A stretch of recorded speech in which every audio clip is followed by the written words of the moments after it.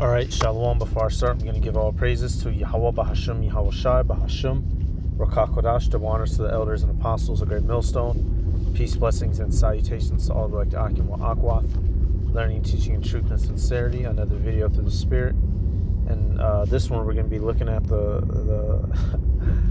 we're going to figure out why Esau has connected watermelons to our middle brown asses, black, brown, and middle brown asses. In this punk-ass country of America. We're going to see what it actually goes back to. And, once more, everything, this entire country structure is just set in his hatred for us. Everything about this place, the entire setup of the world, not just America, but he became great off of our backs and off of diminishing us. And whenever we tried to do something for ourselves, he stopped it and used it as an angle to demonize us. And that's apparently what happened here with watermelon. So let's get to it. It's your brother Malak from GMS Detroit. We're going to let it roll. Have you ever wondered, what does watermelon have to do with race? And what is so offensive about watermelon? Don't white people like watermelon too? Well, the stereotype of African Americans being excessively fond of watermelons came during a specific period in history and was used to fulfill a specific political purpose. After slaves won their emancipation, they made watermelon a symbol of their newfound freedom by growing, eating, and selling it. Southern whites responded by using the fruit to depict African Americans as unclean, lazy, and childishness. This trope was so widely accepted within popular culture that the origins of it are almost forgotten. The trope of the racist. Yep. So, like he said,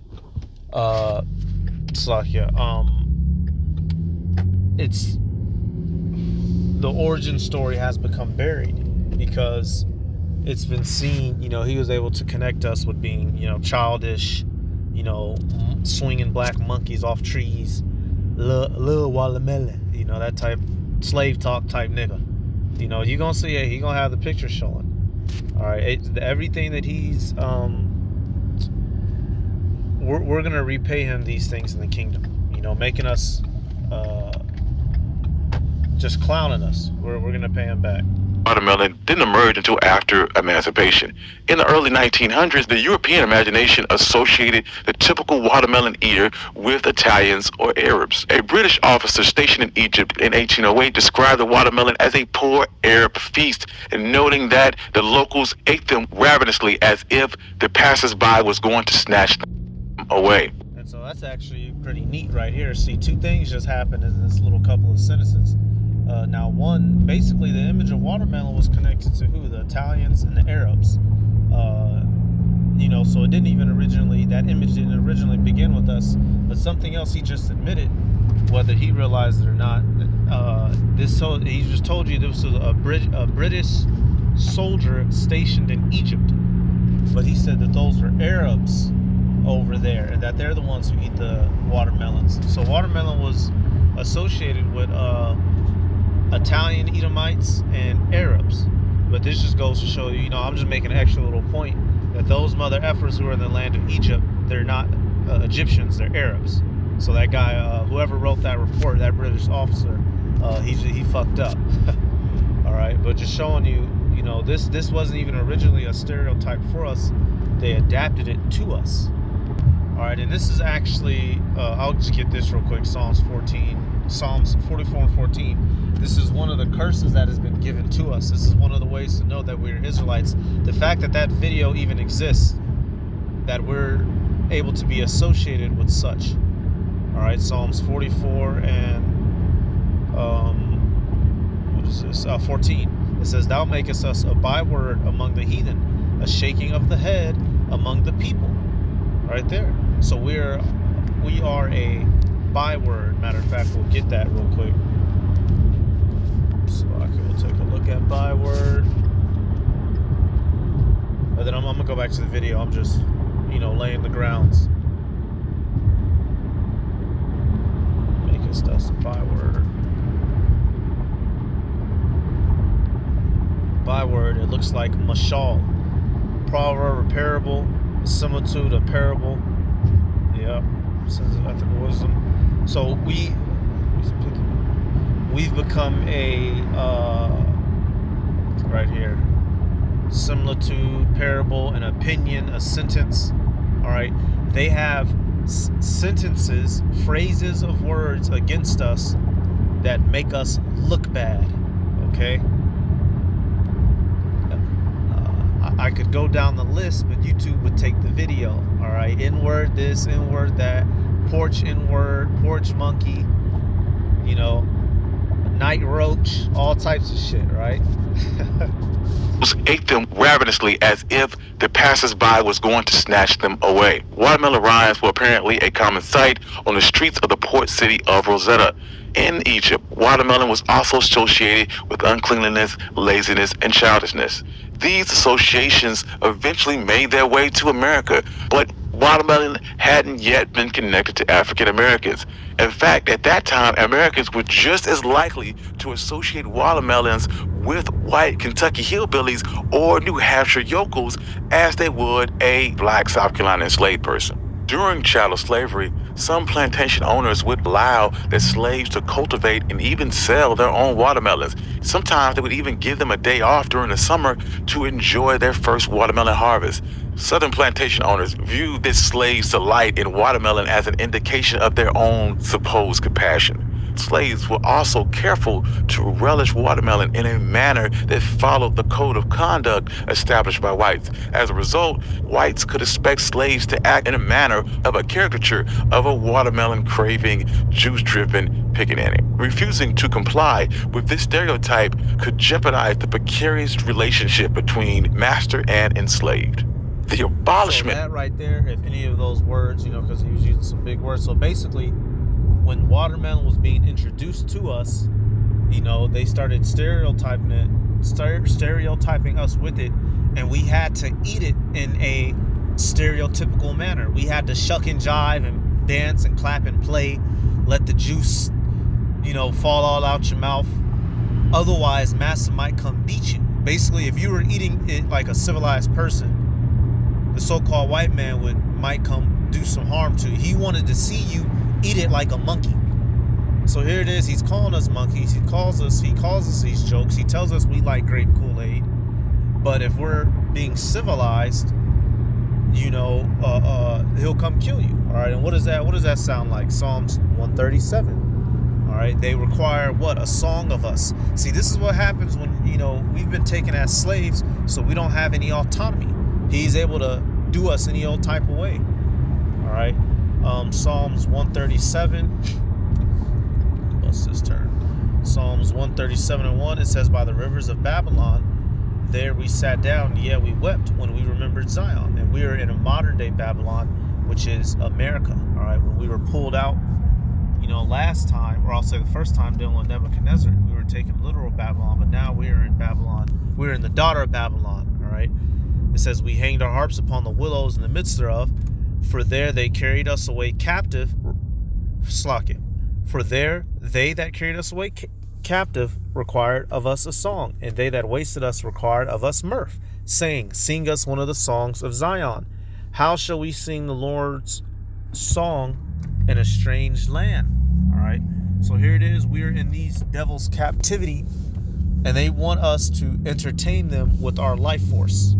And if we don't, they'll kill us. And while you're entertaining them, they're calling you all types of names and belittling you. You know, that's, hey, you can't win for losing with this guy. The abolishment of enslavement drastically altered the relationship between black people and whites. Formerly enslaved individuals avoided sharecropping on white-owned plantations by growing, consuming, and selling their own watermelons.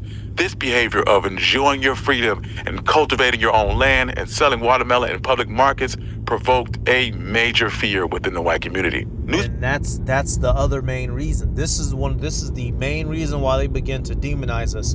We were starting to after, you know, so-called Emancipation Proclamation, we were using watermelons as a crop to get our bread together, get your money, get your weight up, right? Niggas say get your weight up. Well, we were using that as our main crop to get ourselves out of poverty. And Esau wasn't about to have none of that. He wasn't about to have none of that at all. So it clearly makes sense to me now. And, you know, I watched this. I said, well, that's the classic move of the devil. Here it is. We're about to use it as a crop. You know, this is fresh after slavery. We're about to use it as a crop to get our bread together, get your money, get your weight up, right? Niggas say get your weight up. Well, that's the classic move of the devil. Here it is. We're about to use it as a crop. You know, this is fresh after slavery. We're about to use it as a crop to get our bread together, get your money, get your weight up, right? Niggas say get your weight up. Well, that's the classic move of the devil. Here it is. We're about to use it as a crop. You know, this is fresh after slavery. We're about to use it as a crop to get our bread together, get your money, get your weight up, right? Niggas say get your weight up. Well, that's the classic move of the devil. Here it is. We're about to use it as a crop. You know, this is fresh after slavery. And sharecropping, I could do a whole video on that. That was, you basically might as well go back to being a slave while doing sharecropping. So we were trying to break away, do our own plants, do our own life, and we were getting somewhere, and they didn't like that. So what did they have to do? They had to tie it in with a negative image to stop our ability to make money, to provide for ourselves. It would then stoke. Matter of fact, you just type in the word slander. There's those two in Psalms. I'm just taking a look at Sirach real quick. Okay, there's the two in Psalms. Both of these are good. So Psalms 50 and 20, it says, "Thou sittest and speakest against thy brother. Thou slanderest thine own mother's son." All right. This, matter of fact, I should have started at 19. It says, "Thou givest thy mouth to evil, and thy tongue frameth deceit." All right. That's what this man has done. And he sets up laws and uses his agencies to enforce what he has spoken. And now look at us as a people. We have nothing, no opportunity. Either you're gonna sell out and dance, or be big and strong and run the ball. And if you're not doing one of them two, they're gonna demonize you. And even while doing them two, they still gonna demonize you. But this man, he is destroying our reputation in the eyes of the world, which, granted, certain niggas earn the slack. But Edom, he goes out his way to demonize us. All right. So verse 21. I don't know what this guy is on, Slack. Yeah. Verse 21, it says, "These things hast thou done, and I kept silence. Thou thoughtest that I was altogether such an one as thyself, but I will reprove thee and set them in order before thine eyes." And that's what we're waiting on right now. This man has destroyed us in every format, so we're waiting on Yahweh Bashim Yahushai to restore us and destroy this man, to restore us and destroy this man in the process. All right. I'm gonna come back to the other one though in a second. Tables would then stoke this fear that whites have and strengthen the idea of African Americans having an affinity for watermelons. In 1869, Frank Leslie's illustrated paper published a cartoon of an African American eating a watermelon. The accompanying article stated that Southern African Americans have a strong liking for watermelon. They thoroughly enjoy eating it. 2 years later, a Georgia newspaper reported the arrest of a black man for allegedly poisoning a watermelon with the intention of killing his neighbor. The article compared the man's actions to that of the Ku Klux Klan and asked if the Republican Congressional Subcommittee investigating the Klan should look into this incident in particular. The article also described the man as walking to the courthouse carrying an enormous watermelon. Medical journals also wrote with a scientific earnest about black patients. They claimed that their intestines were clogged with watermelons. In an 1888 report by Dr. D.Z. Holliday of Harlem, Georgia, describing how he broke down a bowel instruction of an African-American man. He claimed that the mass was filled with 820 seeds, all of which the man had ingested in one night. Also, during the 1880 election season, Democrats accused South Carolina state legislature, which was majority black during Reconstruction, of having wasted the taxpayers' money on watermelons for their own enjoyment. Wow. So what you just saw there in that little bit of stretch of clip, they use their science to say that we're pre-positioned to like watermelon. Here it is. It's a good fucking fruit, bro. It's super hydrating. It's good. It's fucking good for you. It's good for your blood. It's good for your Johnson, and it's good for your hydration. Here it is. Any human, nigga, a squirrel can eat watermelon. Damn, you know. But they use their science to say that we have some sort of, you know, unrelenting attraction to it. Then they use their politicians to, you know, their laws to line us up and say, oh, the niggas, they take their money and just buy and grow watermelon. Like, why are these people so obsessed with us, y'all? Somebody has to crack that.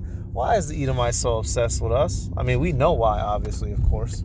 All right, but if he didn't, hey, it's like he just wakes up thinking how he can F us over, and he does. That's in the scriptures.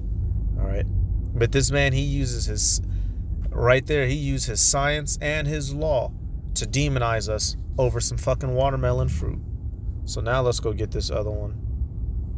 Psalms, that was 101 and 5. Yep. It says, whoso privily slandereth his neighbor, him will I cut off. Him that hath an high look and a proud heart will I not suffer. This man privily. Let's go look at that word privily real quick, actually. Let's go look at that word privily. Salakia. That was Psalms 105 and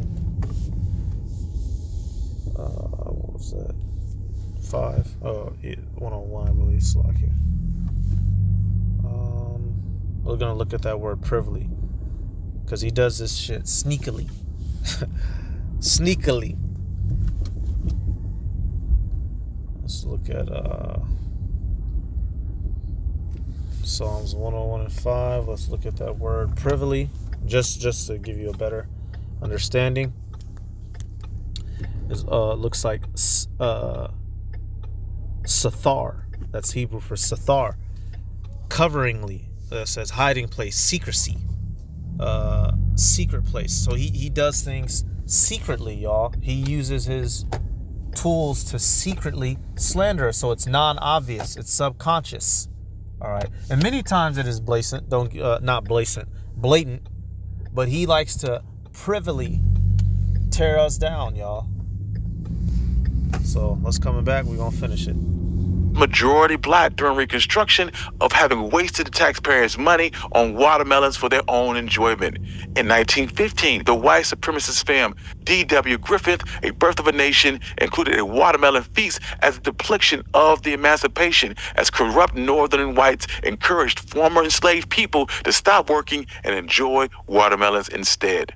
This idea of implicating black appetites and black character through the watermelon, with the primary message being that African Americans were not ready for their own freedom, and that stereotype of associating blacks with watermelon remains a common occurrence in the United States even today.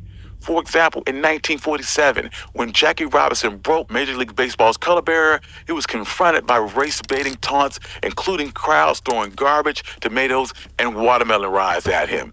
Even in 1989, blacks protesting the killing of a black boy in Bensonhurst, New York, were taunted by whites, some of them holding watermelons over their heads and screaming at them to go home. There are literally hundreds of instances over the years where the watermelon and association. Hey, I'm gonna use this picture for the thumbnail. That's fucking crazy, dog. That's just crazy, man. Come on, man. Come on, E. It's like that. It's like that. With African Americans being used as a tool of. Nigga, that look like that's about as long as an alligator's tail, man. Can't nobody fucking eat that shit. This dude's a demon, y'all. We can't even eat in peace, goddammit. So, even decades after the end of the Jim Crow era, this cultural symbol of blacks and watermelon continues. Thank you. I'm your host, Country Boy, and this has been One Mic History. I'm going to continue with this mini-series, and if you have questions. Yep. Hey, so he's been exposed. So I ought to look up, grape Kool-Aid or grapes in general. I got to look that up and see what all that noise is about. But, so right there, they didn't want us to use the watermelon crop to, start getting our wealth together. All right. And then, let me see. So right here, I'll take it back just so you can get the initial reason. So let me see. Well, the stereotype of African Americans being excessively fond of watermelons came during a specific period in history and was used to fulfill a specific political purpose. After slaves won their emancipation, they made watermelon a symbol of their newfound freedom by growing, eating, and selling it. Southern whites responded by using the fruit to depict African Americans as unclean, lazy, and childishness. So right there. So we used it as our symbol of freedom, and we were using it to work our way out of poverty. And so Esau came down on the clamps with us, just like he always does, y'all. Here it is. He tells us to pick ourselves up by the bootstrap, but when we try to do that and position ourselves as a people, when we have tried historically in this duration here in America, he immediately hops on our back, all right, cuts us at our ankles, okay, takes the wind out our sails, puts sugar in the gas tank, and does everything he can to sabotage us. All right, so that's the origin of watermelon and racism in our asses. All right, this is I'll end it with this one. This is a good one right here, Jeremiah 24. You know, this is what the Heavenly Father said was going to happen, and it happened. Jeremiah 24:9, it says, "And I will deliver them to be removed into all the kingdoms of the earth for their hurt, to be a reproach and a proverb, a taunt and a curse in all places whither I shall drive them." All right, and that's something that can't no nation say they've experienced that to the level that we've experienced it. Hell, you had what was that, 2 or 3 years ago? You had H&M with that little nigga talking about the coolest monkey in the jungle. For any of you brothers and sisters that remember that, so once again, more of this man's history being revealed. He can't run from it. He can't hide. All right, and give all praises to Yahweh Bahashim, Yahweh Shai Bahashim, Rakak Kodash. Double honors to the elders and apostles, Great Millstone. Peace, blessings to the salutations. Salaki, I'm down here downtown. Double honors to the elders and apostles, Great Millstone. Peace, blessings, and salutations. So I'd like to Akim wa Akwa, learning, teaching, truth, and sincerity. Shalom.